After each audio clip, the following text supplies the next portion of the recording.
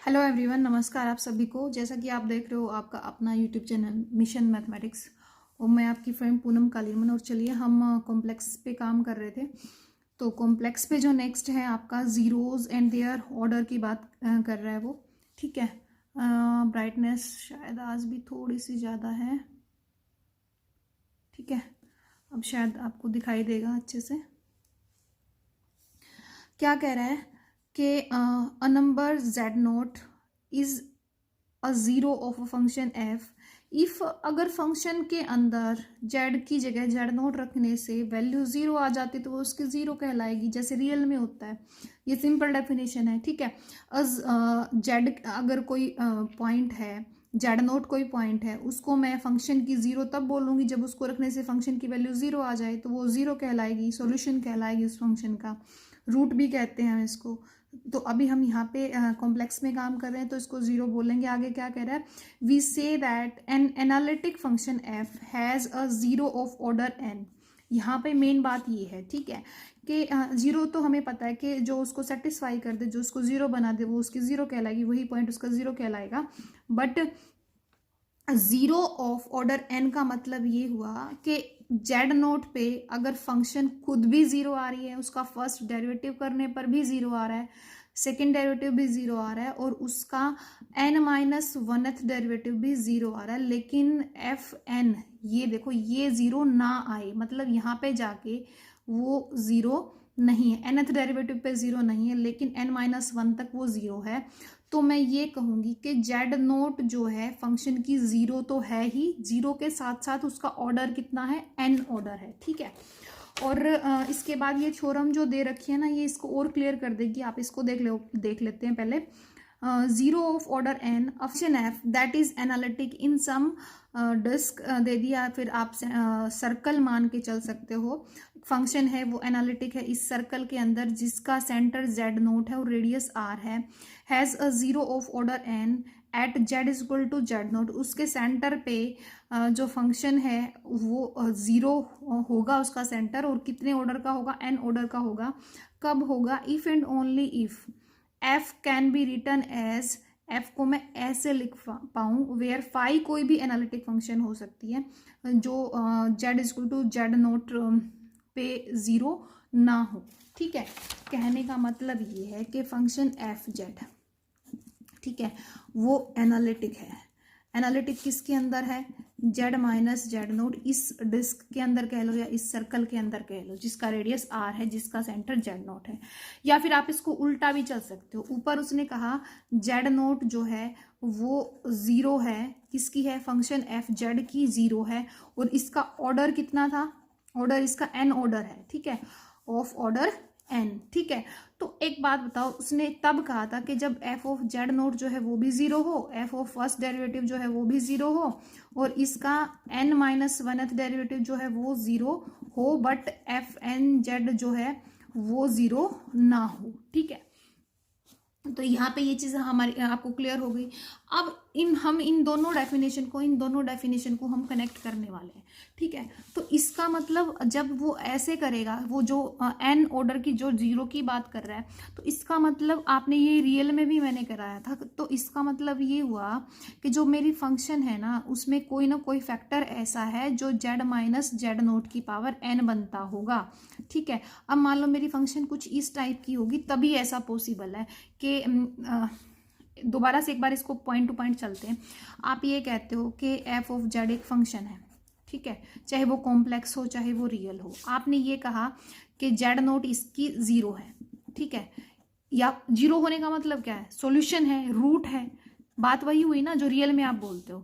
तो इसका मतलब क्या हुआ कि जेड माइनस जेड नोट जो है इस फंक्शन का एक फैक्टर बनेगा, यानी जो फंक्शन है मेरी एफ ऑफ जेड वो जेड माइनस जेड नोट और भी कुछ फंक्शन हो सकती है जो बाकी बच जाए।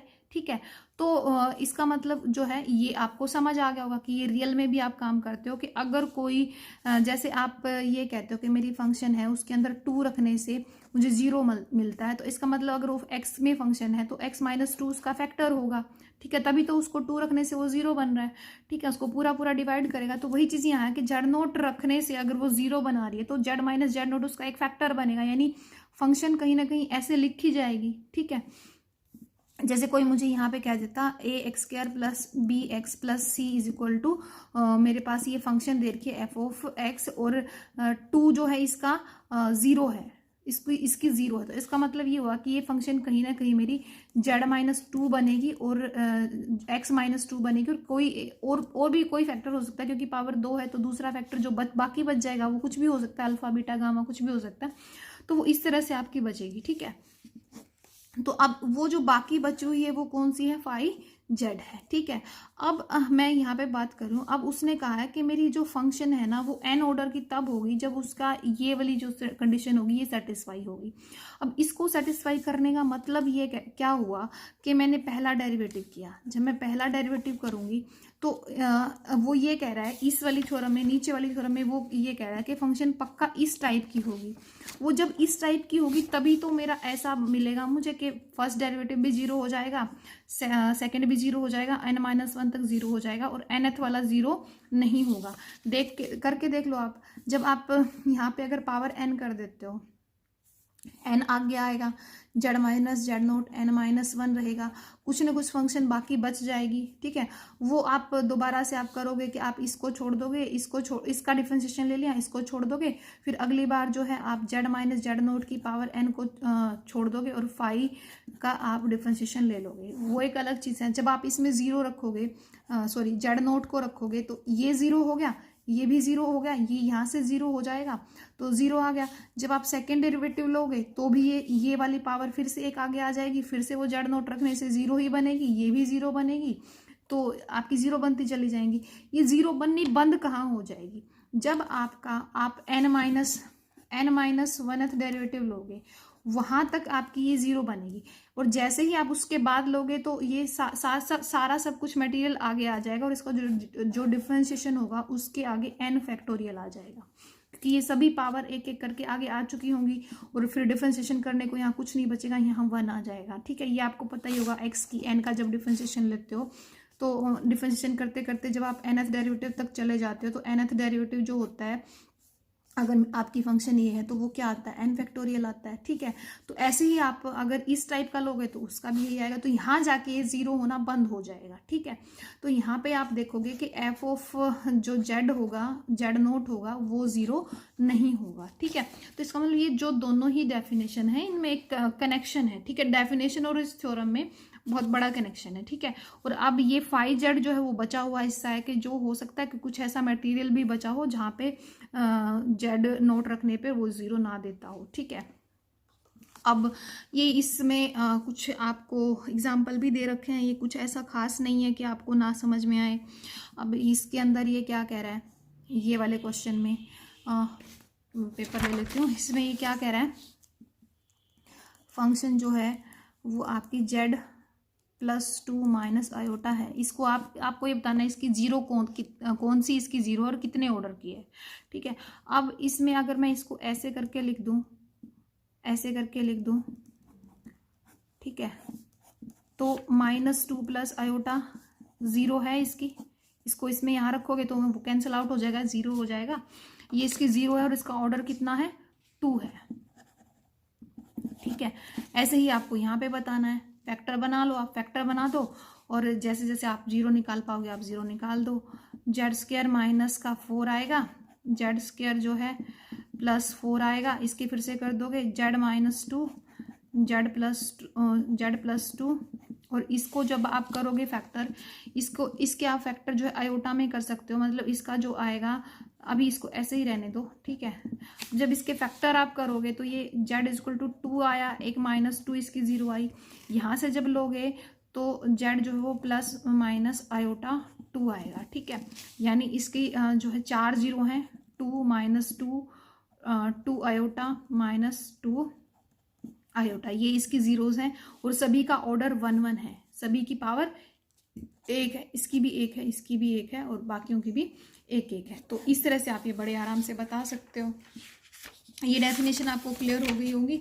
आगे चलते हैं, आगे जो डेफिनेशन है उसमें क्या है, आपको आइसोलेटेड जीरो की बात कर रहा है। A uh zero Z is equal to Z note है किसी फंक्शन एफ की, उसको मैं आइसोलेटेड बोलूंगी। आइसोलेटेड का मतलब होता है किसी को अकेला रख देना। आइसोलेटेड का मतलब क्या होता है, किसी को अकेला रख देना, उसके साथ उसका कोई साथी ना हो, ठीक है। तो आइसोलेटेड जीरो कहेंगे if there exist a radius R greater than zero such that कि इस रेडियस आर में और इस जेड नोट, मैं आपको अपनी सिंपल भाषा में समझाती हूँ ताकि आपको क्लियर हो जाए। इसका मतलब ये है कि Z is equal to Z naught पे फंक्शन जो थी आपकी जीरो दे रही है, ठीक है। फंक्शन क्या दे रही है, आपकी जीरो दे रही है, यानी जेड नोट उसकी जीरो है। अब इसको हम आइसोलेटेड जीरो तब बोलेंगे कि जब ये जो जेड नोट, जैसे मान लो ये मेरी डोमेन है, इस पे मेरी फंक्शन डिफाइन है, ठीक है, मेरी कॉम्प्लेक्स प्लेन में मैं काम कर रही हूँ। अब इसको मैं आइसोलेटेड तब बोलूंगी कि जब ये जेड नोट पे तो जीरो दे ही रहा है, एफ ऑफ जेड नोट जो है वो तो जीरो दे ही रहा है। अगर इस जेड नोट के चारों तरफ मुझे कोई ऐसा सर्कल ऐसा मुझे मिल जाए कि इस सर्कल के अंदर इसकी और कोई जीरो नहीं है, जेड नोट को छोड़ के इसकी कोई और जीरो नहीं है, ठीक है। इसको और आप अच्छे से समझना चाहते हो तो अगर जैसे मान लो जेड माइनस टू, यही मैंने फंक्शन ले ली एफ ऑफ जेड, तो जो टू है वो इसकी जेड नोट यहाँ पे किसका काम कर रहा है, टू जो है वो जेड नोट का काम कर रहा है, ये एक जीरो है इसकी। अब मैं इस डोमेन पे काम कर रही हूँ, ठीक है, और यहाँ पे भी मैं मान लेती हूँ जेड माइनस, मान लो मैं यहाँ पे ले लेती हूँ 2.9 ही ले लूँ, 2.9 ही ले लूँ, 2.9 तो मैंने ज़्यादा ले लिया, 2.1 ले लेती हूँ, ठीक है। मैं बहुत पास में ले रही हूँ, दो जीरोज हो गई, एक तो 2 हो गई, एक 2 हो गई, एक 2.1 होगी। अब एक ये 2 है, ठीक है, एक 2.1 है, ये बहुत पास में है दोनों ही पॉइंट को, कि दोनों का डिफरेंस बहुत कम है, ठीक है। तो अब लेकिन आइसोलेटेड होने का मतलब ये है कि मैं चाहे सर्कल कितना भी छोटा ले लूँ, आर जो है वो मैं बहुत छोटा बहुत छोटा बहुत छोटा ले सकती हूँ, ठीक है।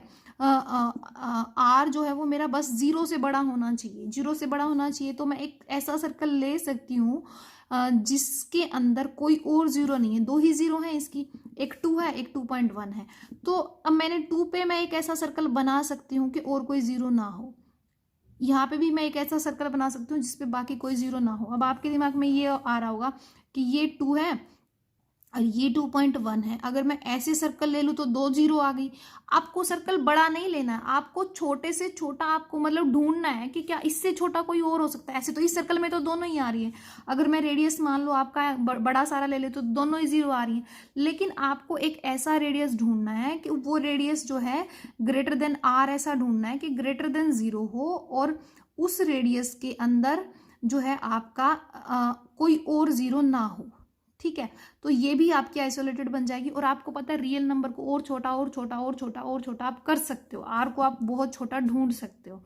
तो इसका मतलब ये हुआ कि 2 और 2.1 दोनों ही जीरो भी हैं और आइसोलेटेड जीरो भी हैं, ठीक है। आइसोलेटेड होने का मतलब क्या है कि एक ऐसा आर मैं ढूंढ पाऊँ, उस आर को रेडियस मान के अगर दिए गए जीरो पे मैं एक सर्कल खींच दूँ तो उस सर्कल के अंदर कोई और जीरो उस फंक्शन की नहीं है, ठीक है, समझ गए आप। इसलिए हम इसको क्या बोलते हैं, आइसोलेटेड जीरो बोलते हैं। नॉन आइसोलेटेड जीरो का मतलब ये होता है कि अगर Z is equal to Z note जो है वो फंक्शन के लिए जीरो का काम कर रही है, बट आगे क्या कह रहा है कि उसको हम नॉन आइसोलेटेड तब बोलेंगे अगर हर एक नेबरहुड में उसके कोई और जीरो भी है, मतलब उसके अलावा मैं मतलब ऐसा कोई नेबरहुड उस जेड नोट का नहीं ले पा रही हूँ कि उसमें कोई और जीरो ना हो, मतलब उसमें है और जीरो भी, उसके अलावा भी और जीरो आएंगी ही आएंगी, तो हम उसको बोलेंगे नॉन आइसोलेटेड जीरो। जैसे कैसे, ऐसा कब पॉसिबल हो सकता है, ऐसा तभी पॉसिबल हो सकता है कि जब फंक्शन जो है खुद ही जीरो हो, ठीक है। फंक्शन अगर खुद ही जीरो है तो अब मैं इसमें 1 रखूंगी तो भी जीरो ही आएगा, अगर मैं इसमें 1.1 रखूंगी तो भी जीरो आएगा, अगर मैं इसको मैं और कम कर दूं 0.01 कर दूं, मतलब बहुत फासला मैंने कम कर दिया तो भी जीरो ही आ रहा है, बहुत दूर कर दूं तो भी जीरो ही आएगा, क्योंकि खुद जीरो फंक्शन मैंने ले ली। तो अब फंक्शन अगर खुद जीरो फंक्शन है, खुद ही जीरो है, तो इसका मतलब ये हुआ कि इसकी जितनी भी जीरो होंगी वो सभी कैसी होंगी, नॉन आइसोलेटेड होंगी। आइसोलेटेड वो हो ही नहीं सकती, क्योंकि उसका चाहे आप कितना भी छोटा और छोटा और छोटा रेडियस लेते चले जाओ, बट सभी पॉइंटों पे क्योंकि वो जीरो ही दे रहा है, क्योंकि फंक्शन खुद ही जीरो है, तो इसका मतलब ये हुआ कि ऐसी फंक्शन की कोई जीरो ऐसी नहीं मिलेगी जो आइसोलेटेड हो। सभी जीरो कैसी होंगी, नॉन आइसोलेटेड जीरो होंगी। ठीक है,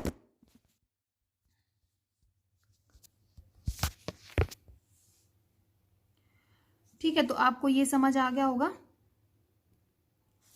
तो नेक्स्ट चलते हैं। नेक्स्ट क्या है आपके पास, नॉन आइसोलेटेड समझ आ गया आपको। अब ये ना कुछ रिजल्ट हैं, इसने पॉइंट वाइज दे रखे हैं, ये पढ़ लेते हैं। क्या कह रहा है, if a function has only finitely many zero, अगर उसके पास फाइनाइट नंबर ऑफ जीरोस पड़ी हैं, then all of them are isolated. अगर कोई ये कहे कि इस कोई फंक्शन है, उसके पास 10 जीरो हैं, 20 जीरो हैं, 40 जीरो हैं, 30 जीरो हैं, 1000 जीरो हैं, 1,00,000 जीरो हैं, मतलब चाहे वो गिनती में कितने भी ऊपर है तो फाइनाइट, अगर उसके पास फाइनाइट नंबर ऑफ जीरोज हैं तो फिर वो जितनी भी होंगी ना तो वो आइसोलेटेड ही होंगी, फिर वो नॉन आइसोलेटेड नहीं हो सकती। समझ गए, पहला रिजल्ट ये है। ठीक है, कि अगर zero number of zeros finite हैं तो फिर वो सारी की सारी आइसोलेटेड होंगी, वो नॉन आइसोलेटेड नहीं हो सकती। All zeros of a polynomial or rational function, चाहे वो पोलिनोमियल हो चाहे वो रैशनल फंक्शन हो। रैशनल फंक्शन क्या होते हैं, जो 1 के बाई में दी गई हो, ऊपर सारी ऊपर ही होती है तो वो आपकी पोलिनोमियल होती है, लेकिन अगर कोई कह दे 1/z-1 तो ये एक रैशनल फंक्शन है। ये क्या कह रहा है कि चाहे वो पोलिनोमियल हो चाहे कोई रैशनल फंक्शन हो, अगर उसकी कोई जीरो है तो वो आइसोलेटेड ही होगी। ठीक है, ये आपको समझ आ गया होगा। आप ये सोच के भी दे सकते हो, व्यवहारिक सी बातें हैं। ठीक है, if a function has infinitely many zeros then they may or may not be isolated। अगर इनफाइनाइटली मैनी जीरोस हैं तो फिर वो आइसोलेटेड भी हो सकती हैं और वो जो है नॉन आइसोलेटेड भी हो सकती हैं। फॉर एग्जांपल क्या कह रहा है, जैसे वो यहाँ पे कह रहा है कोस जेड साइन जेड, ये वाले की बात कर रहा है। इन कोस साइन जेड है, साइन जेड भाई आपको पता है साइन जेड का जो ग्राफ बनेगा, ग्राफ आपका ऐसे जाएगा ऐसे जाएगा ऐसे जाएगा ऐसे जाएगा, तो जैसे जैसे आपका बढ़ता जाएगा ये जीरो बार बार आएंगी, कितनी बार आएंगी, इनफाइनाइटली मैनी टाइम आएंगी, और सभी जीरो कैसी हैं, आइसोलेटेड हैं। देखो मैं एक सर्कल खींच पा रही हूँ कि इस पॉइंट पे तो जीरो है, बाकी किसी और पॉइंट पे ये जीरो नहीं है। सभी जीरोज है भी इनफाइनाइटली हैं, बट सभी की सभी कैसी हैं, यहाँ पे आइसोलेटेड हैं। सभी की सभी कैसी हैं, आइसोलेटेड हैं। और एक बात बताओ, अब मैंने क्या बोला था, अगर फाइनाइट हो तो आइसोलेटेड ही होंगी, लेकिन इनफाइनाइट हैं तो जरूरी नहीं है कि वो नॉन आइसोलेटेड हो, वो आइसोलेटेड भी हो सकती हैं, वो नॉन आइसोलेटेड भी हो सकती हैं। ठीक है, तो ये इसने एग्जाम्पल दिया है कि इसकी इनफाइनाइटली मैनी जीरो होंगी but all of them are isolated. लेकिन एक एग्जाम्पल इसने ये यहाँ पे दे रखा है, एक फंक्शन ऐसे डिफाइन कर दी कि जब जेड जीरो हो तो वो जीरो देगा, और वो जब जीरो ना हो, जेड को मैं जीरो ना लूं तो वो ये वाली फंक्शन देगा। और आप यहाँ पे देख रहे हो कि द जीरो जो है यहाँ पे वो कैसी है, वो आपकी नॉन आइसोलेटेड जीरो है।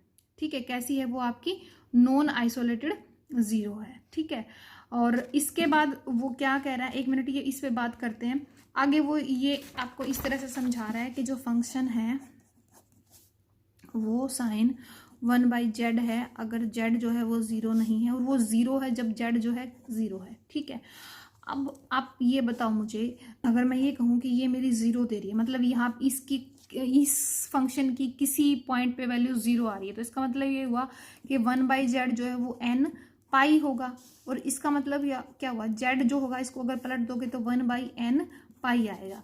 तो इसका मतलब जब मैं z को 1/n पाई रखूंगी यहाँ पे, तब मेरी इस फंक्शन के लिए जब z जीरो नहीं होगा तो मैं ये फंक्शन लूंगी, और ये फंक्शन खुद जीरो कब देगी, ये तब देगी जब मैं z को 1/n पाई रखूंगी। ठीक है, यानी जब मैं फंक्शन को मैं जेड जीरो के अलावा मैं कुछ और लूँगी तो ये आएगा, और ये जीरो कब देगा, ये 1/n पाई पे जीरो देगा, क्योंकि 1/z n पाई पे जीरो देता है, साइन जो है वो n पाई पे जीरो देता है, तो जेड की वैल्यू 1/n पाई पे क्या देगी, जीरोज होंगी। और ये कैसी जीरोज होंगी, ये आइसोलेटेड होंगी। ये कैसी होंगी, आइसोलेटेड जीरोज होंगी, क्योंकि साइन के लिए जो जीरोज आएंगी वो आइसोलेटेड जीरोज आएंगी। लेकिन जो Z is equal to zero है ना, जेड इज इक्वल टू क्या है, जीरो है।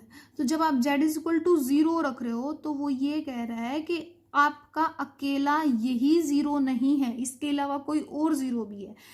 अब साइन 1/z है। अब जैसे ही मैं जो है आपका इसको मतलब जीरो के बहुत करीब, मतलब कोई और मुझे ये मेरा जीरो है, ये मेरा जीरो है। अब जीरो के पास से मैं जब बहुत पास से मैं और भी पॉइंट उठाऊंगी, कितने भी पास से उठा लूँ, जो 1/z रखोगे वो इन्फिनिटी को जाएगा। और एट इन्फिनिटी ये जो फंक्शन है, एन की वैल्यू जब जैसे जैसे मैं बहुत कम लूँगी, एन की वैल्यू मैं बहुत कम लूँगी, यहाँ पे हालांकि एन जो है आपका यहाँ पे नेचुरल नंबर है, यहाँ पे एन क्या है आपका, नेचुरल नंबर है, ठीक है। तो अब वो ये कह रहा है कि जैसे जैसे मैं पॉइंट को, ऐसा भी तो हो सकता है ना कि जहाँ पे ये फंक्शन जीरो बनती होगी, फंक्शन जो जीरो बनेगी, मतलब मैं कैसे समझा नहीं पा रही हूँ, मतलब यहाँ पे जेड जीरो जीरो के साथ साथ कोई और भी पॉइंट उसको मिलेंगे जहाँ पे ये वो जीरो नहीं है, वो जीरो नहीं है, वो पॉइंट जो भी है वो चाहे जो जेड नोट वो जीरो नहीं है, ठीक है, वो जीरो से अलग है, बट जीरो के को अप्रोच कर रहा है, जीरो को क्या कर रहा है, वो अप्रोच कर रहा है, वो जीरो को अप्रोच कर रहा है, ठीक है। और उसके ऊपर जो साइन की जो फंक्शन है वो क्या दे सकती है, जीरो दे सकती है। मतलब ऐसा नेबरहुड मुझे नहीं मिलेगा Z is equal to Z zero के लिए कि उसके अलावा कोई और जीरो वहाँ है ही नहीं, वहाँ जीरो होंगी, हर हर नेबरहुड में वहाँ जीरो बनेंगी, ठीक है। तो यहाँ पे जो जीरो रहेगा वो क्या रहेगा आपका, नॉन आइसोलेटेड रहेगा, और जो 1/n पाई रहेंगे वो आइसोलेटेड रहेंगे, ठीक है। आगे चलते हैं, आगे क्या कह रहा है, the identically zero function defined on domain has all non isolated zeros. Identically zero मतलब कोई फंक्शन खुद ही जीरो है, मतलब फंक्शन ही मैंने जीरो ले ली, ठीक है। अब उसमें चाहे कुछ भी रखो वो जीरो ही देगी, ठीक है। तो उसमें जितनी भी जीरो होंगी सभी की सभी कैसी होंगी, नॉन आइसोलेटेड होंगी, और इनफाइनाइटली मैनी जीरोज होंगी। थ्योरम आगे क्या कह रहा है कि फंक्शन जो है वो इसका मतलब क्या है, फंक्शन जो है आइडेंटिकली जीरो नहीं है, और वो एनालिटिक फंक्शन है डोमेन डी में, देन एवरी जीरो, फिर उसकी हर एक जीरो जो होगी ना वो इन डी वो कैसी होगी, आइसोलेटेड ही होगी, ठीक है। कब, अगर फंक्शन जो है डोमेन डी में क्या हो, आपकी एनालिटिक हो, ठीक है। अगर वो एनालिटिक है तो जो आपका जितनी भी ज़ीरो होंगी वो आइसोलेटेड होंगी, अगर आपका फंक्शन खुद जो है आइडेंटिकली ज़ीरो नहीं है। और इसी चीज़ को उसने दूसरे शब्दों में यहाँ लिखा हुआ है कि अगर आपके पास, एक मिनट, क्या लिखा हुआ है कि कहाँ गए हम, कहाँ थे, हाँ यहाँ पे थे, लेट एफ जो है वो आइडेंटिकली जीरो नहीं है, वो एनालिटिक फंक्शन है in domain D, and Z note जो है वो एक जीरो है फंक्शन एफ ऑफ जेड की, then there exist R greater than zero such that कि F of Z has no zero other than Z nought. In the कोई भी मुझे ऐसा एक डिस्क या जो भी है सर्कल मिल जाए तो उसके अंदर जेड की एफ ऑफ जेड की कोई और ज़ीरो नहीं मिलेगी अगर फंक्शन एनालिटिक है और जेड नोट उसकी जीरो है। मतलब कहने का वही चीज़ है, आइसोलेटेड के का मतलब क्या होता है कि वो अकेली जीरो है, एक सर्कल मुझे ऐसा मिल गया, उसी चीज़ को इसने दूसरे शब्दों में लिख दिया यहाँ पे, और उसी को फिर और थोड़ा घुमा के उसने यहाँ पे फिर से लिख दिया कि एफ जो है वो आइडेंटिकली जीरो नहीं है, फंक्शन एनालिटिक है डोमेन डी में, और then the set of zeros of F, जो एफ की यहाँ तो एक ही जीरो की बात की कि जो जीरो होगी वो आइसोलेटेड ही होगी, यहाँ कह रहा है सेट ऑफ जीरोज है फंक्शन एफ का, can not have a limit point, उनका कोई लिमिट पॉइंट नहीं हो सकता। लिमिट पॉइंट का मतलब क्या होता है, लिमिट पॉइंट का मतलब होता है, देखो फंक्शन की लिमिट एग्जिस्ट करने का मतलब ये होता है कि कुछ को छोड़ के बाकी सारी जो है आपकी एक ही पॉइंट की तरफ जा रही हूँ, बाकी सारी वैल्यू एक ही तरफ पॉइंट की तरफ जा रही हूँ। लेकिन लिमिट पॉइंट में क्या होता है कि इनफाइनाइटली मैनी, मतलब सारी नहीं जा रही, कुछ को छोड़ के सारी नहीं जा रही, लेकिन फिर भी सारी ना जाके भी इनफाइनाइटली मैनी टर्म्स वहाँ जा रही हैं। जैसे आपकी मान लो सीक्वेंस है 1 - 1 1 - 1 1 - 1, तो इसमें से ये चलती जा रही है, एक बार 1 एक बार -1। जैसे आप इसको ऐसे बोल सकते हो -1 की पावर n, एक सीक्वेंस मैंने दे दी या सीरीज मैंने दे दी।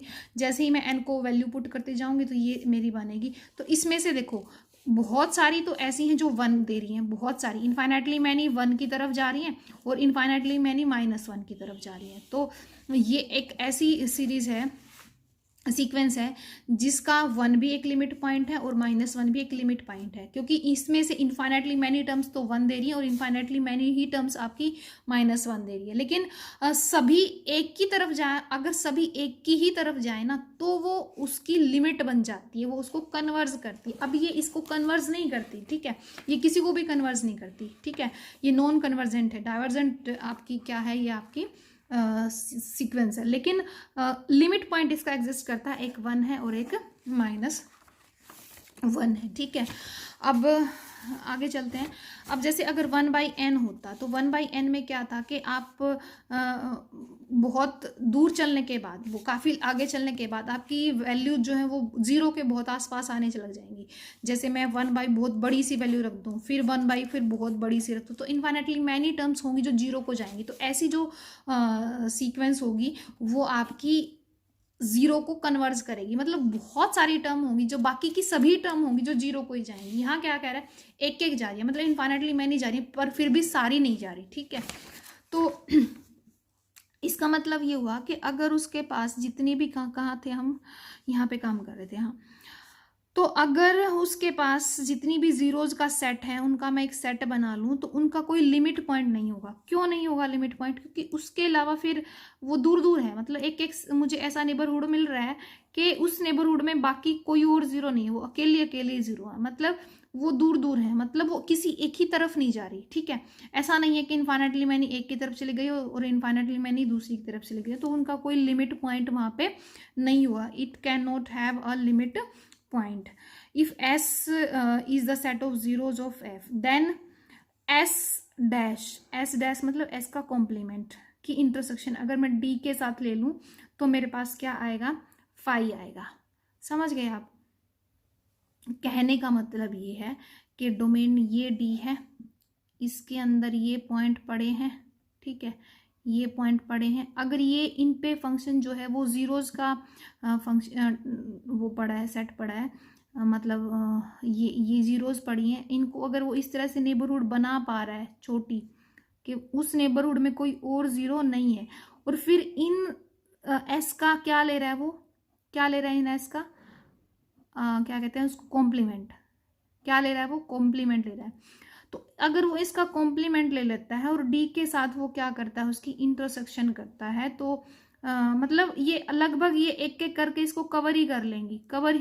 तो इसका मतलब ये हुआ कि अगर मैं इसके इनके जो क्या कहते हो आप, एस जो सेट आएगा जीरोज का, उसके कॉम्प्लीमेंट का अगर मैं डी के साथ इंटरसेक्शन लूंगी तो वो फाई आएगा, मतलब कुछ बाकी ही नहीं बचेगा, ठीक है।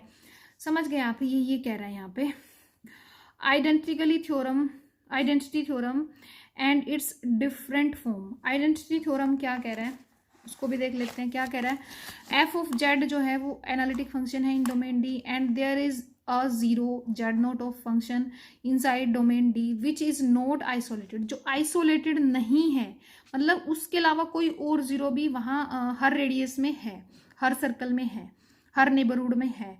तो इसका मतलब ये हुआ कि फंक्शन जो है आइडेंटिकली जीरो ही है। देखो अगर फाइनाइट हुआ तो आइसोलेटेड होंगी। अगर वो ये कह रहा है कि एक जीरो आपको ऐसी मिल गई जो नॉन आइसोलेटेड है, जो कैसी है, नॉन आइसोलेटेड, अगर वो नॉन आइसोलेटेड है तो फिर फंक्शन जो है वो आपकी, अगर एनालिटिक थी डोमेन में, अगर उस डोमेन डी में वो एनालिटिक थी तो, और एक जीरो ऐसी भी मिल गई जो नॉन आइसोलेटेड है, तो जो फंक्शन है उसको क्या होना पड़ेगा, आपकी फंक्शन को आइडेंटिकली जीरो होना पड़ेगा, ठीक है, आइडेंटिकली जीरो होना पड़ेगा। अब आप ऊपर से कंफ्यूजन में आ रहे होंगे कि उसने तो ये भी कहा था कि अगर उसके पास इनफाइनाइट नंबर ऑफ जीरोस हैं और तो वो आइसोलेटेड भी हो सकती हैं और वो नॉन आइसोलेटेड भी हो सकती हैं, लेकिन अगर वो नॉन आइसोलेटेड हुई तो वो जो आपका फंक्शन है उसको क्या होना पड़ेगा, आइडेंटिकली जीरो होना पड़ेगा। ठीक है, आगे चलते हैं। क्या कह रहा है कि एफ जो है एनालिटिक फंक्शन है, define on domain D and the set of zeros of F Z in D has a limit point. अगर उसका पहली बात तो ये, अगर वो आइसोलेटेड हुए तो उसके पास लिमिट पॉइंट नहीं होगा। अब अगर लिमिट पॉइंट है तो फिर इसका मतलब वो आइसोलेटेड नहीं है, और आइसोलेटेड नहीं है तो इसका मतलब वो नॉन आइसोलेटेड है, और नॉन आइसोलेटेड का मतलब क्या है, वो कैसी है, आइडेंटिकली जीरो है अगर वो एनालिटिक थी तो। आगे चलते हैं। एफ बी मतलब वो जितने पिछले रिजल्ट है उन्हीं का उल्टा रिजल्ट यहाँ पे आ रहा है। Let F be an analytic function define on domain D and let S जो है वो सबसेट है डी का, हैविंग अ लिमिट पॉइंट, उसके पास एक लिमिट पॉइंट है और वो एनालिटिक फंक्शन भी है डोमेन डी में, और एस भी कोई उसका सबसेट है। अगर एफ ऑफ जेड जीरो है फॉर ऑल जेड, इस सेट के जितने भी एलिमेंट है सभी के लिए मतलब उसने सभी जीरोज का एक सेट बना लिया, और उसके इसका मतलब एस से जितने भी एलिमेंट उठाऊंगी उनको उसके अंदर रखूंगी तो वो जीरो ही देगा। तो एफ ऑफ जेड जो है वो जीरो है for all Z belongs to D. यानी उसने यहाँ पे आइसोलेटेड के लिए उसने यहाँ पे काम किया था, सेट पे काम किया था कि उसके पास कोई लिमिट पॉइंट नहीं होगा। अब यहाँ पे उसने बात की कि अगर लिमिट पॉइंट है तो फिर वो नॉन आइसोलेटेड है, नॉन आइसोलेटेड है तो आइडेंटिकली वो जीरो बन जाएगा। वही चीज़ वो ये कह रहा है कि उसने कहा कि उसके पास जितनी भी जीरो है उसको मैं एक सेट में बना लूँ, और अगर उस सेट से मैं कोई भी एलिमेंट उठाऊंगी उस पर वो जीरो देगा। अगर वो उसको जीरो देगा तो अगर मेरे पास ऐसा कोई सेट है तो वो ये कह रहा है कि फिर जो पूरा डोमेन था ना, पूरे डोमेन के ही हर एलिमेंट के लिए वो जीरो बन जाएगा, क्योंकि यहाँ पे उसको फिर नॉन आइसो उसके पास हैविंग अ लिमिट पॉइंट भी बोला है उसने, हैविंग अ लिमिट पॉइंट। तो अगर लिमिट पॉइंट है तो वो इसका मतलब नॉन आइसोलेटेड हो जाएगा और आइडेंटिकली फिर से वो जीरो हो जाएगा। मतलब एक एक टर्म को आप कनेक्ट करोगे हो जाएगा। आपको एक बार में नहीं आता तो आप दोबारा भी क्लास देख सकते हो, उससे हो जाएगा क्लियर, नोट्स से भी हो जाएगा, नोट्स देखोगे तो आप। लेट एफ एंड जी जो है वो एनालिटिक फंक्शन है, डिफाइन ऑन डोमेन डी है, और एस जो है वो एनी सबसेट है डी का, having a limit point D, जिसका लिमिट पॉइंट है डी। अब लिमिट पॉइंट है तो फिर से आपको वही चीज़ आ जाएगी कि फंक्शन एफ ऑफ जेड जो है वो जी जेड के इक्वल है, इस सेट से आपने उठाया है, और जेड को जैसे ही मैं ऐसे उठा रही हूँ तो F of Z G Z के इक्वल आ रहा है, तो फिर कह रहा है कि पूरे डोमेन पे ही वो इक्वल हो जाएंगे। अगर एस पे जीरो है, सॉरी एस पे इक्वल है तो पूरी डोमेन पे ही इक्वल हो जाएंगे, और वो आइडेंटिकली दोनों फंक्शन इक्वल ही हो जाएंगी। ठीक है, और एस जो है वो कैसा सबसेट था, डी का था, और वो कैसा सबसेट था जिसके पास डी के अंदर लिमिट पॉइंट है। ठीक है, और उसने इस तरह की उसने फंक्शन ले ली थी। अब ये आपके पास कैसे हो गया, ये ऐसे हो गया कि फंक्शन आपकी एफ ऑफ जेड इक्वल है जी जेड के, जहाँ से जेड को आप बिलोंग करवा रहे हो एस से। ठीक है, और एस के पास एक लिमिट पॉइंट है, at least one having a limit point. ठीक है, एक लिमिट पॉइंट है, एक हो या एक से ज़्यादा हो, पर एक भी है तो भी हमारा काम चल जाएगा अगर उसके पास लिमिट पॉइंट है। तो अब आप मुझे ये बताओ, अगर मैं इसको इधर उठा लाऊं, F of Z minus G Z is equal to zero आ गया। अब मैं इसको एक नई फंक्शन एच जेड का नाम दे दूं, H Z is equal to zero. जैसे ही मैं जेड को एस से उठाऊंगी तो एच जेड जीरो बनेगा, और एस के पास क्या है, लिमिट पॉइंट है, और अगर लिमिट पॉइंट है तो इसका मतलब उसके पास एक ऐसी जीरो है जो कैसी है, नॉन आइसोलेटेड है, जो कैसी है, नॉन आइसोलेटेड है। और अगर वो नॉन आइसोलेटेड है और जो एफ और जी दोनों ही एनालिटिक थे तो दोनों का डिफरेंस भी एनालिटिक होगा डोमेन डी पे। अगर वो एनालिटिक है और एक भी जीरो अगर उसकी आइसोलेटेड बन गई तो फिर वो फंक्शन जो पूरी की पूरी डोमेन है उसके ऊपर आइडेंटिकली जीरो हो जाएगी। और एच जेड का आइडेंटिकली जीरो होने का मतलब क्या है, F of Z minus G of Z जो है वो आइडेंटिकली जीरो हो गया, और इसका मतलब तो ये हुआ कि एफ ऑफ जेड जो है वो आइडेंटिकली इक्वल आ गया जी ऑफ जेड के, पूरी की पूरी डोमेन डी पे। ठीक है, ये आ जाएगा आपको समझ। ठीक है, हो गया होगा ये आपको क्लियर। तो नेक्स्ट चलते हैं, नेक्स्ट आपके पास क्या है, यही चीज़ को इसने क्या कहा है कि डोमेन डी पे काम कर लो या फिर किसी आर्क को कह लो, आर्क भी तो डोमेन ही होती है, मतलब आप पॉइंट यहाँ से उठा रहे हो या डोमेन डी से उठा लो, वही चीज़ को फिर इसने यहाँ आर्क पे बता दिया। आगे क्या कह रहा है कि एक थ्योरम दे रखी है, let D be in the above result P Q can be replaced by the region R, region R भी कह सकते हो, डोमेन भी कह सकते हो, कुछ भी कह सकते हो आप, ठीक है, मतलब पॉइंट अब आपको आर्क से उठाने हैं। Let D be domain and Z note जो है वो डी से आया है, एफ जो है वो एनालिटिक है, जेड नोट को छोड़ के बाकी पूरी डोमेन में वो एनालिटिक है, जेड नोट पे वो एनालिटिक नहीं है। एफ में और मे नोट भी एनालिटिक एट जेड नोट, हो भी सकती है ना भी हो। तो Z1 Z2 Z3 Zn एक सीक्वेंस है D के अंदर, सच दैट के जैसे ही मैं यहाँ से फंक्शन यहाँ से Z1 उठा रही हूँ तो भी 0 दे रहा है, Z2 उठा रही हूँ तो भी 0 दे रहा है, जैसे जैसे उठाती जा रही हूँ 0 देता जा रहा है फॉर ऑल n, सभी n के लिए। तो Zn जो है वो अगर आपका Z नोट को अप्रोच करता है देन ये सारी गिवन है, ये सारी बातें हमें गिवन है, ठीक है। देन अब हम आगे कहेंगे कि एफ ऑफ जेड जो है वो एनालिटिक है एट जेड नोट पे भी, समझ गए आप। वो ये कह रहा है कि फंक्शन अगर आपकी जेड एन पे एनालिटिक